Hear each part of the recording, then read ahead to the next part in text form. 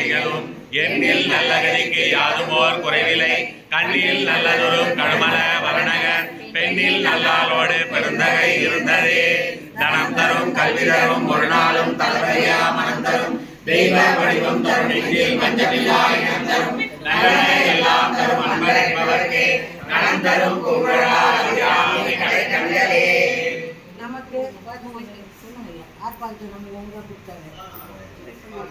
சொல்லுங்க.